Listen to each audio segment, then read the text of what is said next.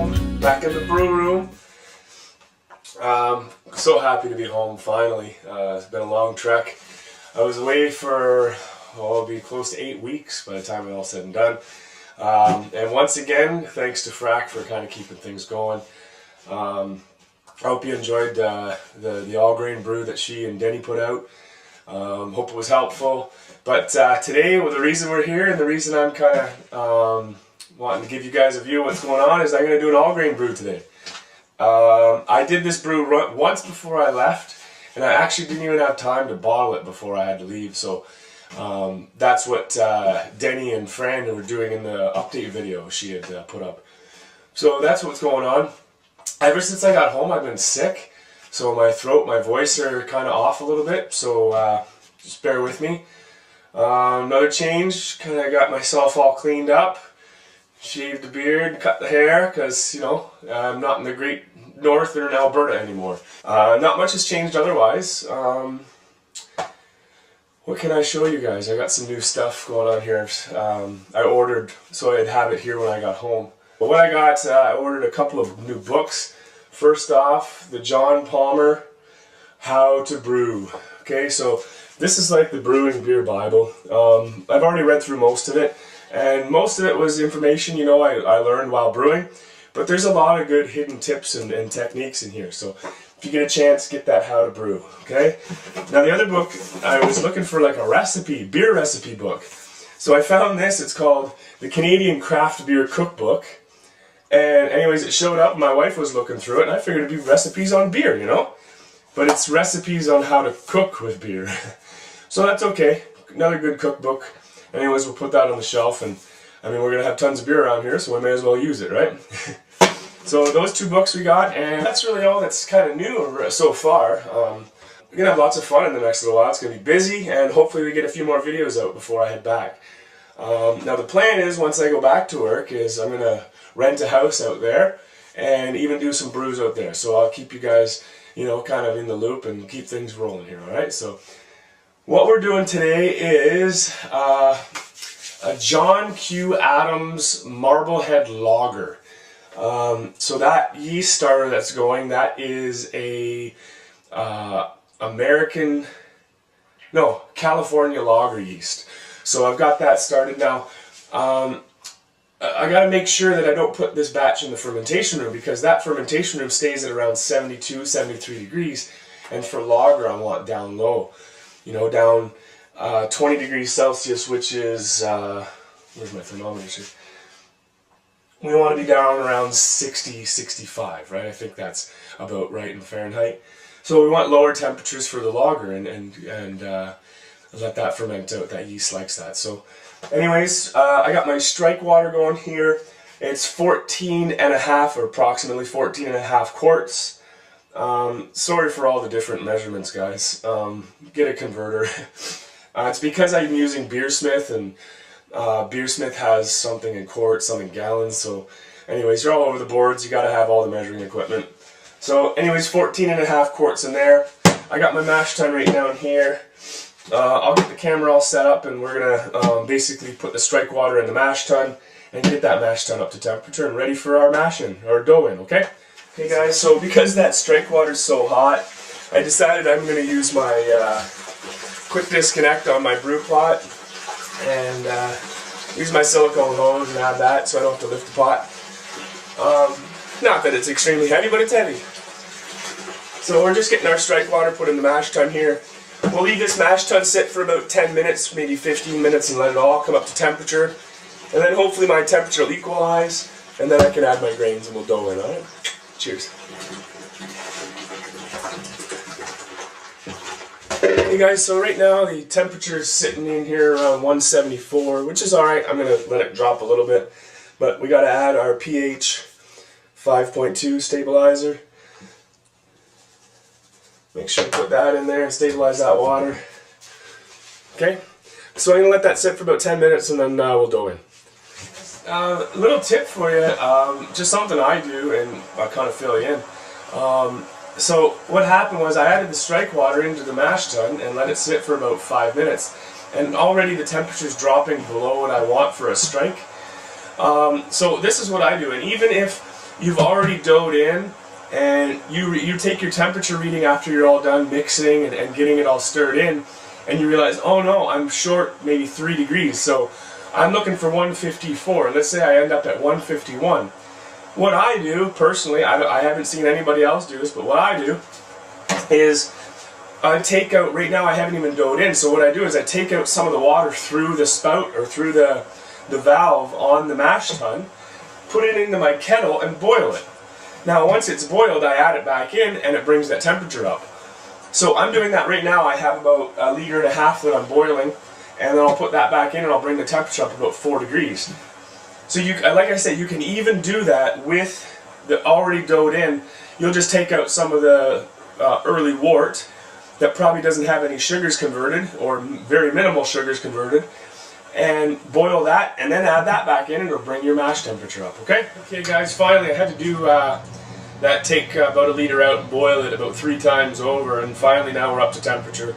I'm sitting right now at 174, and my strike temperature is supposed to be 173, and my grain temperature is 62. That's why my strike temperature is so high, so that's going to drop it down to around 154. So without further ado, let's get to doughing in, alright? See you guys in a second. Okay, so here we go with the doughing in.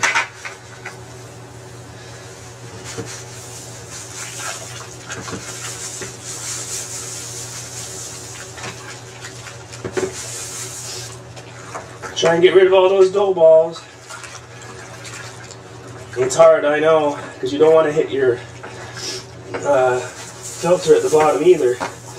That stainless steel braid is a little bit delicate. But we want to make sure we utilize all these wonderful grains. So we want to make sure that there's no dough balls in there and break them all up.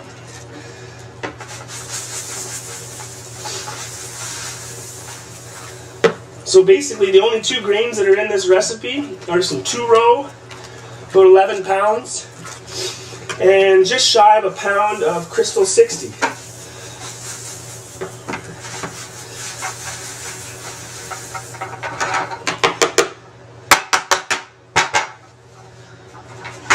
So kind of light on the grain bill, but that's what we want for our nice light lager.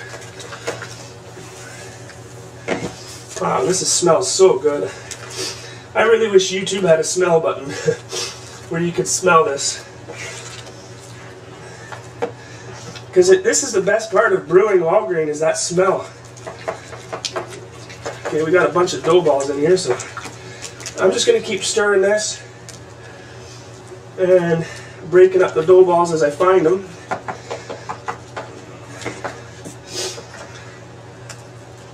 And actually what I'll do is take this spoon here, and as I find them I'll crush them. Okay, there. I think I got most of them.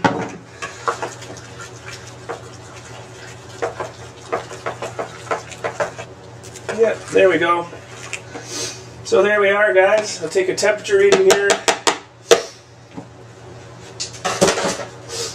Now this thermometer is kind of crap. I've had it for a long time, so the temperature's off, but I went and bought myself a brand new probe waterproof one so that we can take a good reading here. And we're looking for 154, guys, and right now I'm at 154.4. Take the reading in a few different places, okay?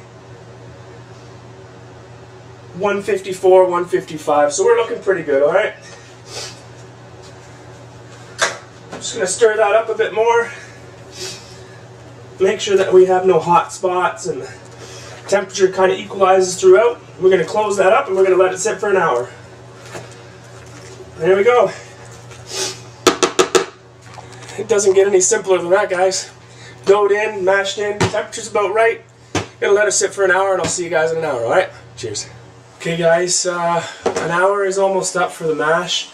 We've got about 3 minutes left. Now with this recipe I have a mash out, 10-minute mash out. So that means what I'm going to do is I'm going to add, it's about 8 quarts or, yeah, just about 8 quarts of water to the mash and stir it up and then let it sit for 10 minutes, and that's going to bring the temperature up. So my goal is to reach a temperature of I think 168 for mash out for 10 minutes. So the water, Beersmith is telling me to add 8 quarts of water at 198. So I have that water almost up to temperature. In a couple of minutes here, we're going to add that and stir it all in and let it sit for 10 minutes, mash out. Then we're going to start our sparge and our runnings and get all that going. So coming up fast, I'm getting my sparge water all heated up as well. Our rest period is done, 10 minutes is up. So it's time to start taking our runnings, okay? So basically we want to boil off and make sure that we get clear runnings. So what I've got is a 2-quart container here, and I'll just start running into that. Just open up the valve a little bit. We don't want to get really fast running. You just want to get a steady running, okay? And right now it's quite cloudy, which is normal. Okay, we're going to get pieces of grain and everything else in there. So that's the reason we start doing this, is to set the grain bed, okay? Open up just a little bit more. Now I don't know if you can see this or not. I hope you can. You probably can't, but it's really quite murky right now, okay? So I'm just going to keep that running until I get some nice clear runnings. Now generally I do about, I fill about 2 of these, so about 4 quarts. And then that's about the time I get clear runnings and we're good to go. We can just take our runnings into this pail here, and that's going to end up in the boil pot. The boil pot's busy right now with the sparge water in it. And actually it's already starting to clear up just a little bit, so really nice color. I don't know if you can see this, it's a nice light brown, which is kind of what we're looking for, right? Again, forgive my voice, guys. Now once I get to 2 quarts here, hopefully you can see this. Once I get to 2 quarts here, what I do is I pour it back on top of the mash water, and I just make sure I use a sieve so that it doesn't disturb the grain bed. And the runnings have actually cleared up already, and it's only not even 1.5 quarts. Okay, so I'm going to shut that off, and then we take our sieve. Basically I'm just pouring those runnings from the container through a sieve on top, back on top of the mash. Okay, so we're going to do that one more time. Fill up this 2-quart jug and pour it back on top. I got to go get my sparge water. I've only filled this up to about 1 quarts, but there's really no need to finish it all the way because these runnings are running super clear, okay? So what I'm going to do is I'm going to put my pail here and keep taking the runnings into the pail. I'll pour this back on top and I'll put my sparge arm in place. There it is. You guys see that? Running really nice and clear. Alright, so we're just going to let that go. I'm going to open it up just a little bit more and we're going to get our sparge going. Okay, so there's my sparge water in the boil pot right now. It's at the right temperature. Put my sparge arm in place. Quick disconnect everything to the thing here. Put that on there and run the water through the sparge arm, okay? Hey guys, so sorry you can't see my face right now. I'm trying to show you as much of the system as possible. So we got the sparge water up here. It's going to run down into our sparge arm, into our mash tun, and come out the bottom where you guys saw I was running into the pail, okay? So I've got about 2 liters of running so far. I can't quite see the grain bed right now. What I want to see actually the grain bed, and I want to leave the water level with running the sparge at the right rate of water coming into the mash tun so that there's about 1 inch of water on top of the grain bed. I can't see it right now, but I'm just going to open up the sparge water just a little bit so it just starts trickling in there. And what you eventually want to do is match the wort coming out to the sparge water going in.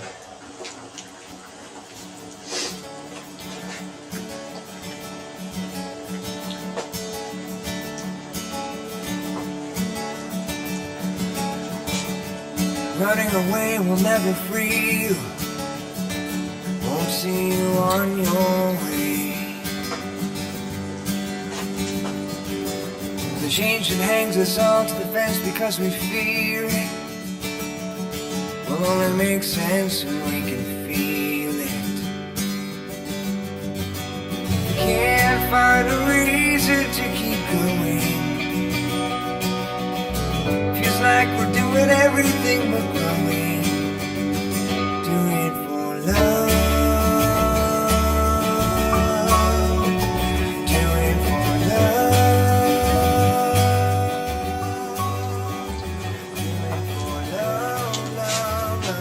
I don't know if you guys can see it right now, but you can just barely see the actual grain bed level right now.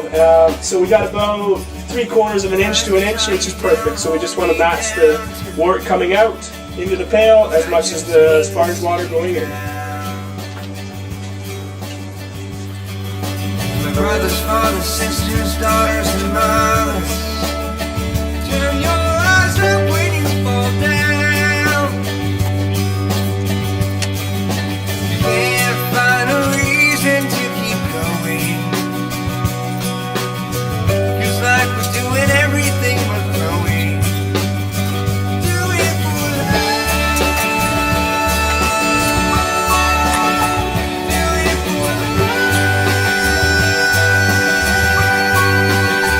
Do it for love, love, love, love, love. Do it for love.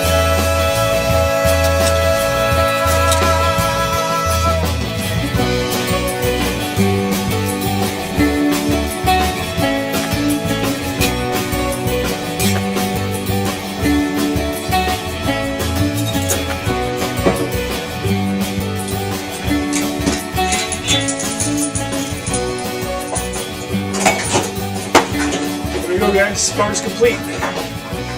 Come on, let's get free. Come on, let's And we had a nice rinse because that top water is nice and clear now, right? That tells me we had a good rinse, so we're going to let that continue to flow out. We'll get it all drained out and everything's starting to boil here, alright? So I'll take you guys upstairs because that's where we're going to boil today, is out in the garage. Hey guys, forgive me for the noise, but I'm going to try and speak up so you can hear me. But we got all of our runnings out in the boil pot. It kind of came out pretty close to the top. I've got an 8-gallon pot and I got about 7 3/4 gallons. So I only got about maybe 2 inches of head space, so we're going to have to be careful when it comes to hop rate. But right now what I'm going to do is I'm going to take a gravity test to see what our pre-boil gravity is going to be, alright? So give me 1 second. Look at that color, guys. Beautiful amber color, okay? So I got about temperature's 165, so I got to adjust for the temperature, but I'll do that on Beersmith. Okay, so the reading on the hydrometer was 1023, and it's at 165. So I adjusted everything. That gives me a pre-boil gravity of 1047.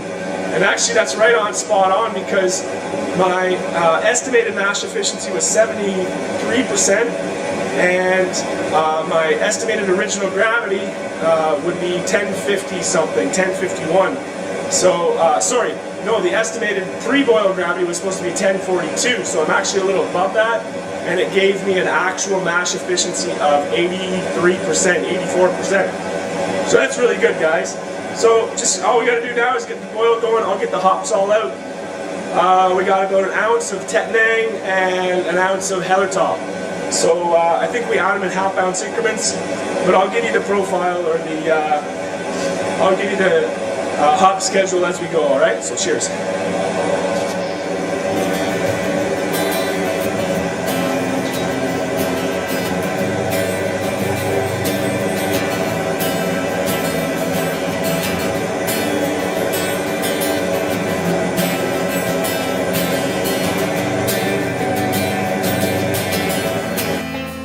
Is it getting better? Or do you feel the same? Will it make it easier on you now? You got someone to blame. Just keeping a really close eye on this, guys, because I don't know if it's going to hot break or not, and I really don't have a lot of room for it. So I got my hand on the controls.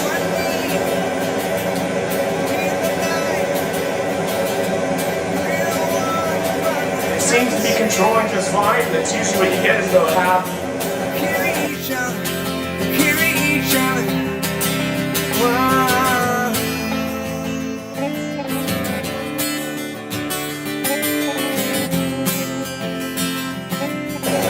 Nice rolling boil going. Did I disappoint you now? Leave a bad taste in your mouth. You act like you never had none. You want me to go down. I think we're good, so I'm going to throw in my first hop addition, and it is a half ounce of German Tettnang. So here we go, half ounce. I'm going to keep my hands on the controls because we add hops, you never know what's going to happen.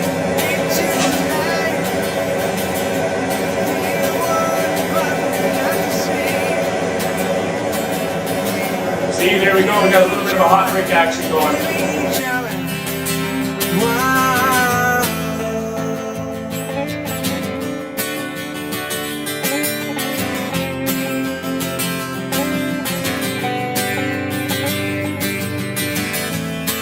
Have you come here for forgiveness?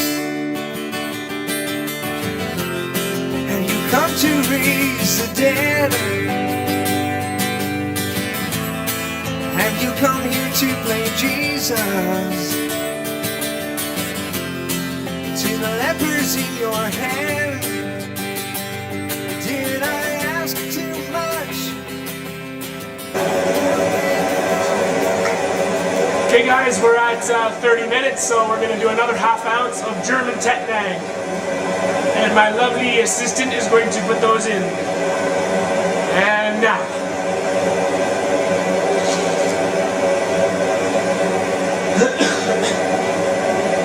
There we go. 30 minutes to go. Okay guys, we're 30 seconds away from the 15-minute mark. So at 15 minutes we want to put our wort chiller in, as well as a hop addition.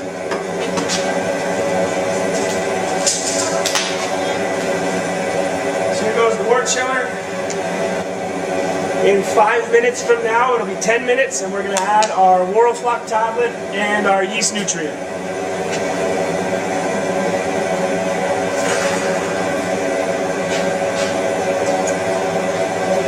That hop addition was a half ounce of German Hellertau.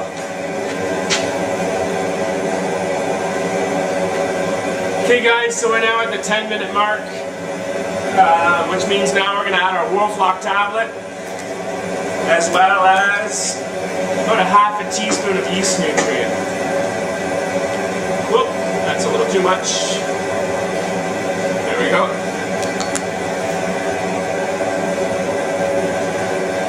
Okay guys, 30 seconds left of the boil, and our last hop addition is that flame out, and it's the other half ounce of the German Hellertau. Timer's up. Bang, last hop addition. And flame out. There we go. So all that's left now is we basically have to start the wort chill. So I'm going to take it back downstairs and get the chiller going, okay? Okay guys, the wort chill is going. Looks like there's going to be a lot of, I guess trub we would call it in this batch. We're already down to 140 degrees, so we'll take that right down to 75 and pitch our yeast, okay? What I'm going to do while I'm chilling that is start the cleanup, right? So take care of cleaning up the spent grains and taking that out to the composter. Yeah, and just start our general wash up, okay? See you guys in a few minutes.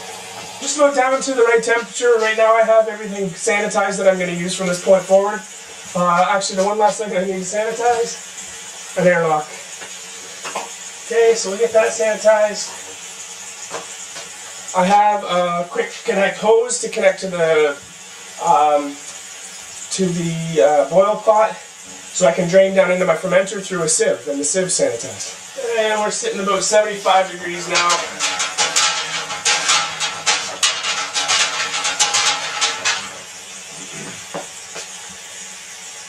We're good.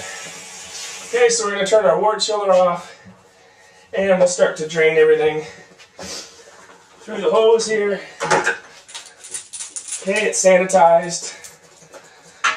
And quick disconnect there. Right down through the hole on top that the airlock would be used for. And then I just run it right through the sieve. Okay, I'm just going to hold it because I had a couple of instances where it fell off the sieve.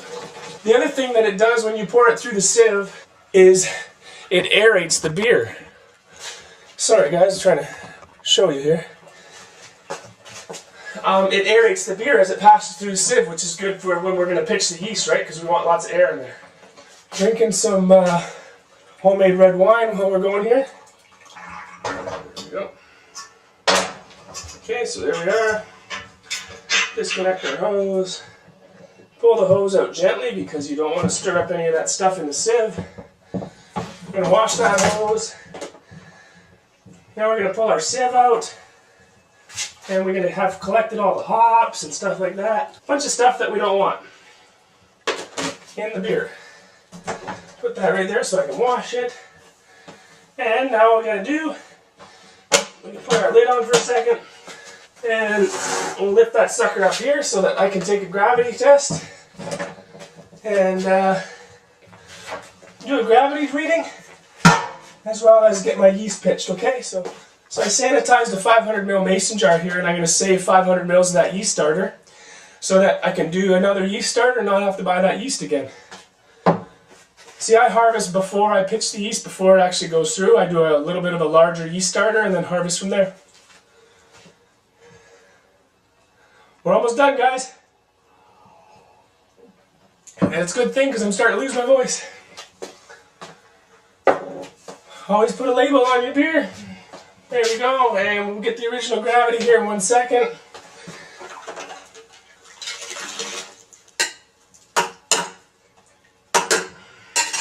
There we go. So we're looking at an original gravity of 1049. And get this a little bit. Pour that right back in there. And my yeast is ready to go, so let me grab the yeast, we'll pitch the yeast and call it a day.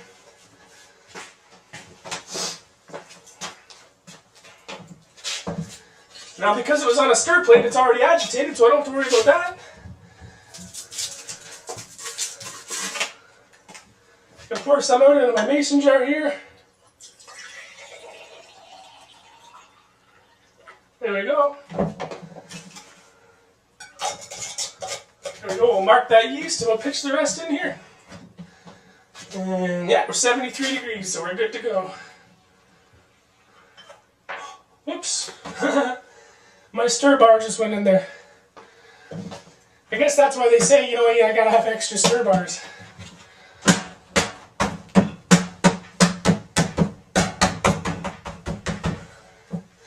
Okay, so there we go, guys. That's a lager, so I'm not going to put it in the fermentation room. I'll leave it out on a shelf out here and leave it at a nice 20 degrees. Yeah, that's it, guys. So there we go. John Q. Adams Marblehead Lager. Original gravity, I got it right on there, was 1049. And I'll let that go for like 2 weeks, maybe 3 weeks. In primary, I'll rack it and we'll let it lager for another even 3 weeks after that. Okay, so we'll get it all ready to go, guys. Thanks for joining me today. Cheers, drink good beer, make good beer, alright? See you guys next time.